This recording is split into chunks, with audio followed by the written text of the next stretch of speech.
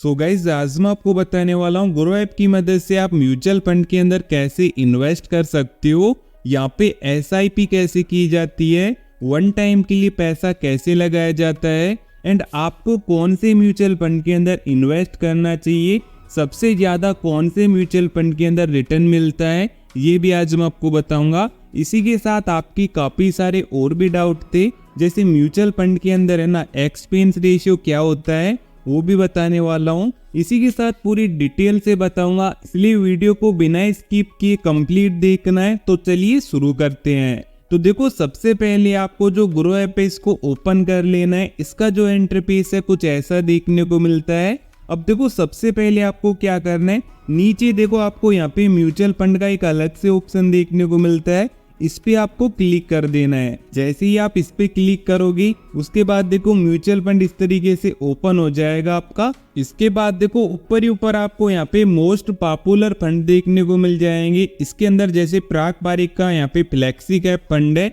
इसके अलावा साइड से स्क्रॉल करोगे ना तो यहाँ पे और भी काफी सारे फंड आ जाएंगे, देख सकते हो। जैसे निप्पॉन इंडिया का लार्ज कैप फंड है, तो यहाँ पे और भी काफी सारे फंड दे रखे हैं। जैसे क्यूंट का स्मॉल कैप फंड है। इसके अलावा यहाँ पे और भी फंड है, जैसे मोतीलाल ओसवाल का मिड कैप फंड है। तो ये सबसे ज्यादा पॉपुलर फंड है जिनके अंदर सबसे ज्यादा लोग यहाँ पे इन्वेस्ट कर रहे हैं, तो यहाँ पे आपको देखने को मिलते हैं। इसके बाद नीचे स्क्रॉल करना है, नीचे देखो यहाँ पे एक कलेक्शन वाला ऑप्शन देखने को मिलेगा। इसके अंदर आपको यहाँ पे 6 ऑप्शन देखने को मिलते हैं। पहला आपका हाई रिटर्न का, दूसरा आपका SI विथ 100 का एंड तीसरा आपका टैक्स सेविंग का, चौथा आपका लार्ज कैप का, पांचवा आपका मिड कैप का और छठा आपका स्मॉल कैप का। सो मैं आपको इन 6 ऑप्शन है इनके बारे में डिटेल से समझाता हूँ। जैसे ही आप यहाँ पे हाई रिटर्न वाले ऑप्शन पे क्लिक करोगे ना तो आपको इसके अंदर वो सारे के सारे म्यूचुअल फंड यहाँ पे देखने को मिल जाएंगे जिनके अंदर सबसे ज्यादा रिटर्न मिला है। मतलब यहाँ पे 3 से 5 साल के अंदर है ना सबसे ज्यादा जिन फंड ने रिटर्न दिया है वो यहाँ पे आपको देखने को मिलेंगे। इसके बाद यहाँ से आपको बैक आ जाना है।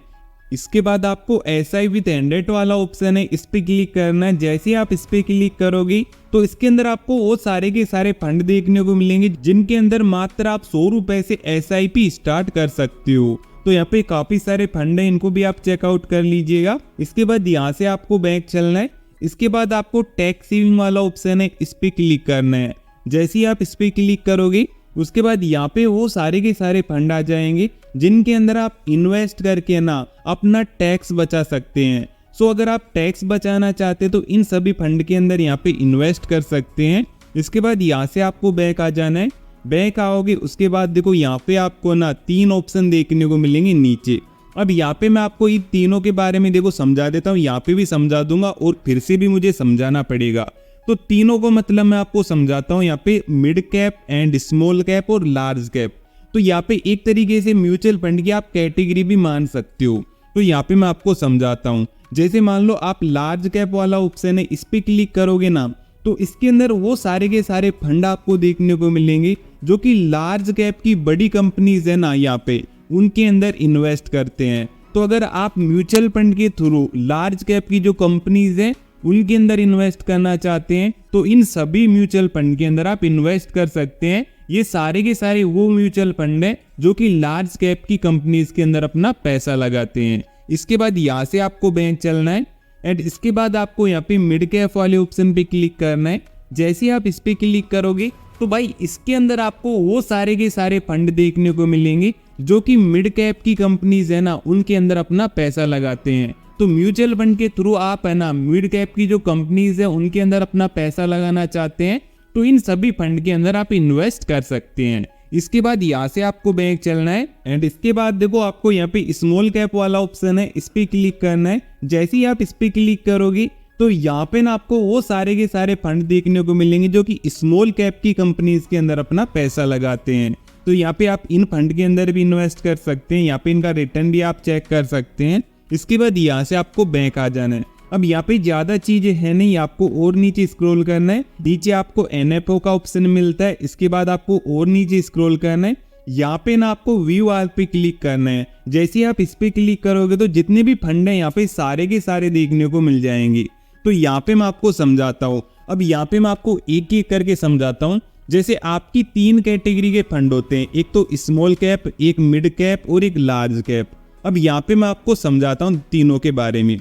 तो देखो तीनों के बारे में मैं इसलिए यहाँ पे समझा रहा हूँ क्योंकि फंड है ना 3 तरीके के ही होते हैं जो कि यहाँ पे हैं। जैसे यहाँ पे लार्ज कैप वाली कंपनीज है ना, ये थोड़ा सा कम रिटर्न देती हैं। अगर आप ज़्यादा रिटर्न चाहते हो म्यूचुअल फंड के थ्रू तो आपको यहाँ पे स्मॉल कैप और आपका मिड कैप वाले जो फंड है ना, इनके अंदर ही आपको इन्वेस्ट करना चाहिए क्योंकि ये हाई रिटर्न यहाँ पे देते हैं। वैसे ऐसा नहीं कि लार्ज कैप के अंदर आपको रिटर्न नहीं मिलता है, लेकिन अगर आप कंपेयर करोगे ना यहाँ पे स्मॉल कैप और मिड कैप से, तो यहाँ पे मिड कैप और स्मॉल कैप के जो फंड है ना, इनके अंदर आपको ज़्यादा रिटर्न मिलता है, लेकिन यहाँ पे रिस्क भी ज़्यादा होता है, मैं आपको पहले ही बता दूँ।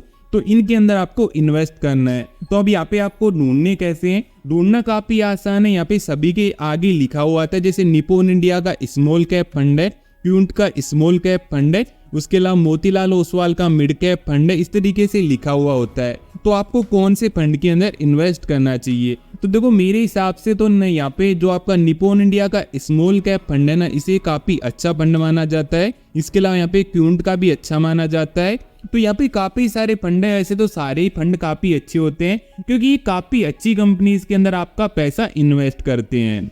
अब जैसे मान लो यहाँ पे हम किसी भी फंड के अंदर इन्वेस्ट करना चाहते हैं, जैसे यहाँ पे निप्पॉन इंडिया का स्मॉल कैप फंड है, इसके अंदर हम इन्वेस्ट करना चाहते हैं तो इस पर हम क्लिक कर देंगे।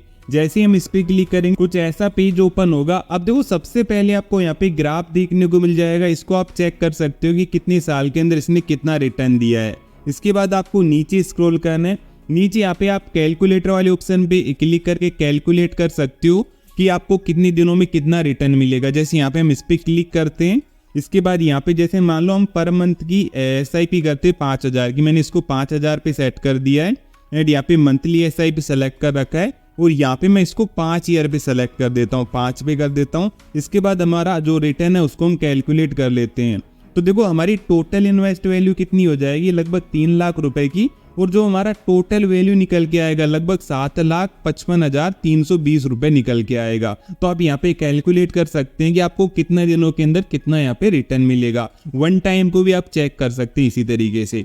इसके बाद नीचे आप और स्क्रॉल करना है, नीचे यहाँ पे होल्डिंग वाले ऑप्शन पे क्लिक करना है। जैसे ही आप इस पे क्लिक करोगे तो यहाँ पे जो ये म्यूचुअल फंड है कौन कौन सी कंपनीज के अंदर आपका पैसा इन्वेस्ट करता है यहाँ पे आपको देखने को मिल जाएंगी सारी की सारी कंपनीज, तो इनको भी चेकआउट कर लीजिएगा। इसके बाद यहाँ से आपको और नीचे स्क्रॉल करना है, नीचे आपको यहाँ पे रिटर्न एंड रैंकिंग वाला ऑप्शन है ना, इस पे क्लिक करना है। जैसे आप इस पे क्लिक करोगे तो आपको यहाँ पे ना म्यूचुअल फंड की रैंकिंग वगैरह देखने को मिल जाएगी, भाई कितने सालों के अंदर इसने कितना रिटर्न दिया है। इसके बाद और नीचे स्क्रॉल करना है, नीचे और स्क्रॉल करोगे तो यहाँ पे ना आपको एक्सपेंस रेशियो और एग्जिट लोड वाला ये ऑप्शन है, इस पे क्लिक करना है। बस यही चीज़ आपके काम की है। इस पे जैसे ही आप क्लिक करोगे ना तो यहाँ पे इसका टैक्स वगैरह आपको देखने को मिल जाएगा। सबसे पहले तो एक्सपेंस रेशियो आपको देखने को मिलेगा।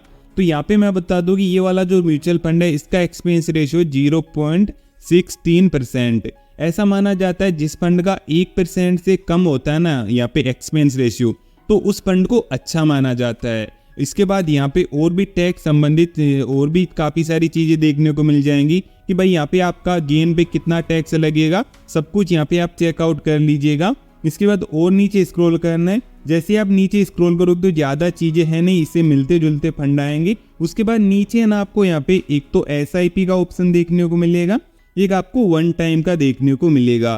तो दोनों का मतलब मैं आपको समझाता हूँ। वन टाइम में क्या होता है, देखो वन टाइम में आप एक साथ पैसा लगा सकते हो 5,000, 10,000, लाख, 10 लाख इस तरीके से। एंड इसके बाद जो SIP, इसमें क्या होता है आपको हर मंथ की SIP जमा करानी पड़ती है। जैसे आप 100 रुपये से लेके 10,000 तक की SIP कर सकते हो। जैसे मान लो आप 500 रुपये की SIP स्टार्ट करना चाहते हो तो आप हर मंथ को एक SIP फिक्स तारीख को दे सकते हो। जैसे कोई भी तारीख सेलेक्ट कर सकते हो अपने हिसाब से एंड वो अपने आप ही आपके बैंक से कट जाएगी, ऑटो पे करने की जरूरत है। तो इस तरीके से आपको SIP करनी होती है। अब देखो हमको SIP करनी है तो यहाँ पे मैं SIP वाले ऑप्शन पे क्लिक करूंगा। जैसे ही मैं इस पे क्लिक करूंगा तो आपके सामने देखो कुछ ऐसा इंटरफेस खुल के आएगा। सबसे पहले देखो आपको यहाँ पे ना अमाउंट डालने का ऑप्शन आ जाएगा। तो आप कितनी SIP करना चाहते हो, 1,000, 2,000, इस तरीके से आप यहाँ पे अमाउंट डाल दीजिएगा। जैसे मान लो यहाँ पे मैं 1,000 पर मंथ की SIP करना चाहता हूँ तो यहाँ पे मैंने 1,000 डाल दिया है। आप कितने भी डाल सकते हैं। इसके बाद यहाँ पे तारीख भी आप सेलेक्ट कर सकते हैं कि भाई आप महीने की कौन सी तारीख को SIP जमा कराना चाहते हैं। तो यहाँ पे वो तारीख सेलेक्ट कर सकते हैं। जैसे मैं इस पर क्लिक करूँगा, उसके बाद यहाँ पे हम तारीख सेलेक्ट करना चाहते हैं। जैसे मान लो हम हर महीने की 5 तारीख को SIP जमा कराना चाहते हैं, तो मैं 5 पे क्लिक करूँगा, अपडेट पे क्लिक करूँगा। अब यहाँ पे अपडेट हो गई है, देख सकते हो 5 तारीख की एवरी मंथ को है ना हमारी SIP जाएगी। इसके बाद है ना यहाँ पे क्लिक करके अपना फ़ोन पे, गूगल पे जो भी यूज करते हैं वो डाल दीजिएगा। एंड आपका बैंक अकाउंट भी डाल सकते हैं। यहाँ पे वैसे पहले से ही आ जाएगा आपका जो भी ग्रो के अंदर बैंक लिंक होगा वो। तो यहाँ पे फ़ोन पे डाल दीजिएगा, जिससे क्या होगा फ़ोन पे आपकी रिक्वेस्ट जाएगी पेमेंट करने की, वहाँ से पेमेंट कर देना आपको। उसके बाद यहाँ पे एक ऑटो पे का भी ऑप्शन आता है, जिससे क्या होगा ना हर महीने आपके बैंक से अपने आप ही SIP कट जाएगी। तो ऑटो पे जरूर कर देना। इस तरीके से यहाँ पे आपको SIP करनी है। नीचे स्टार्ट SIP पे क्लिक करके SIP कर सकते हैं, यहाँ पे कोई दिक्कत नहीं आती है। अब देखो यहाँ पे मैं आपको बता भी देता, लेकिन मेरी ऑलरेडी इस फंड के अंदर है ना 1000 की SIP चल रही है, तो मैं दोबारा से करूंगा तो थोड़ा सा दिक्कत हो जाएगा। तो अब इस तरीके से आपको SIP करनी होती है। अब देखो अगर यहाँ पे आपको कोई भी दिक्कत आती है तो मुझे आप कमेंट सेक्शन में बता सकते हैं। अगर आपको ये वीडियो पसंद आई हो ना तो वीडियो को लाइक करिए, चैनल को सब्सक्राइब करिए। बस आज के लिए इतना ही, मिलता हूँ नेक्स्ट वीडियो में, तब तक के लिए बाय बाय।